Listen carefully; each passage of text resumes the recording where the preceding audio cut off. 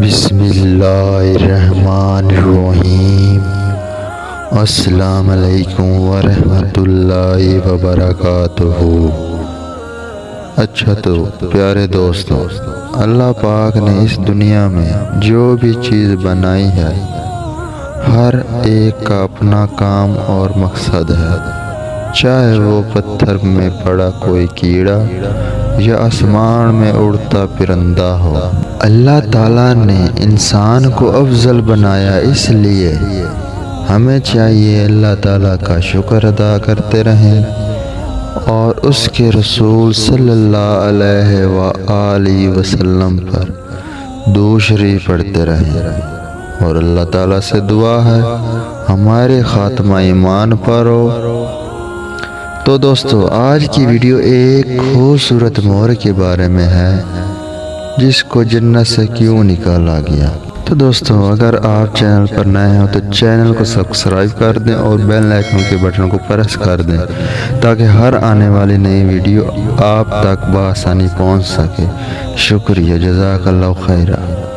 مور جتنا اب خوبصورت ہے، اس سے کئی زیادہ جنت میں خوبصورت تھا۔ مور کی خوبصورتی پہ سبھی پرندے فدا تھے، لیکن ان سب خوبیوں کے باوجود مور سے ایسی کون سی خطا ہو گئی تھی جس سے اللہ تبارک و تعالیٰ نے مور کو جنت سے نکال دیا۔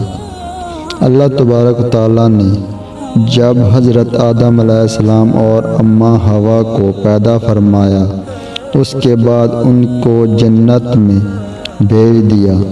وہ دونوں جنت میں بہت ہی پرسکون رہتے تھے، بہت ہی لذیذ میوے پھل کھایا کرتے تھے، لیکن ایک اناج جس کو کھانے سے اللہ پاک نے انہیں منع فرمایا، اور وہ اناج گندم تھا۔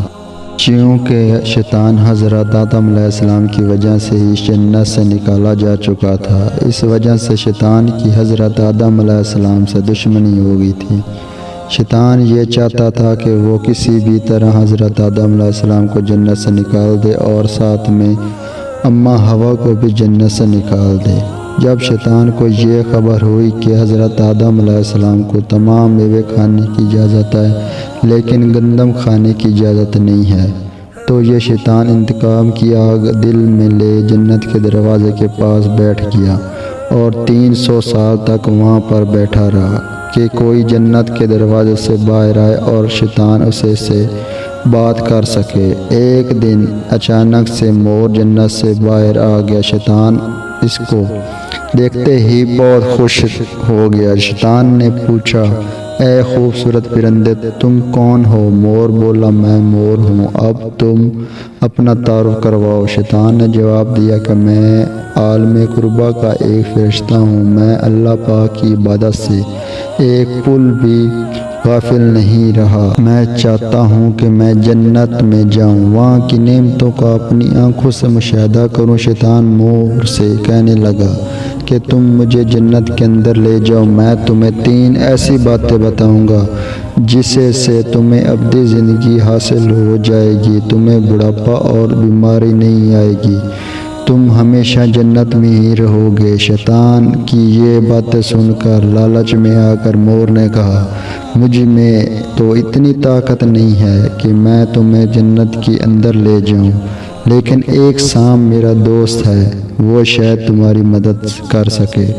یہ کہہ کر مور سانپ کے پاس آیا، اس کو ساری باتیں بتائی۔ سانپ بھی شیطان کی باتوں میں بہت خوش ہوا، پھر شیطان کو اپنے منہ میں چھپا کر جنت میں داخل ہو گیا، اور یوں شیطان اپنی چال میں کامیاب ہو گیا۔ جنت کے تمام نگہبانوں کو یہ معلوم تھا کہ شیطان یہ چال چل رہا ہے اور جنت میں داخل ہو چکا ہے۔ فرشتے شیطان کی جنت سے نکالنے لگے، تب ہی اللہ پاک کا حکم ہوا کہ اس کو ابھی تک جنت میں ہی رہنے دیا جائے۔ وہ فرشتے اللہ تبارک و تعالیٰ کے حکم سے رک گئے۔ شاید یہ حضرت آدم علیہ السلام کا امتحان تھا۔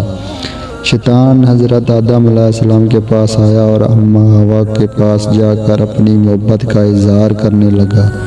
وہ دونوں ہی شیطان کو پہچان نہ سکے، کیونکہ ماضی کے مقابلے میں شیطان کی شکل تبدیل ہو چکی تھی۔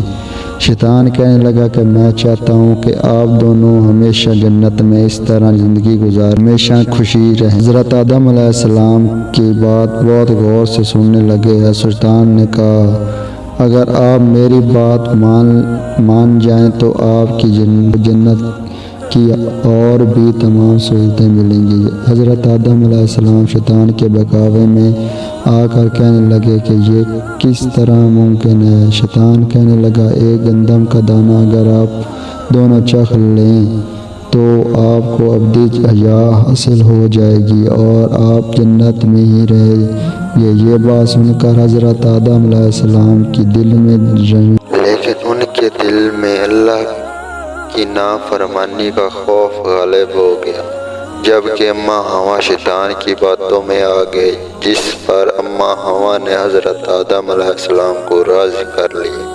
پھر اس کے بعد ان دونوں نے اس گندم کے دانے کو چکھ لیا۔ جیسے ہی گندم کا دانہ ان کے اندر گیا تو دونوں کے ستر واضح ہو گئے، جس کے بعد دونوں اپنے اپنے ستر چھپانے لگے اور خوف خدا سے کانپنے لگے۔ اس دوران اللہ تبارک تعالیٰ نے فرشتوں کو یہ حکم دیا کہ حضرت آدم علیہ السلام اور اماں حوا دونوں کو زمین پر اتار دو۔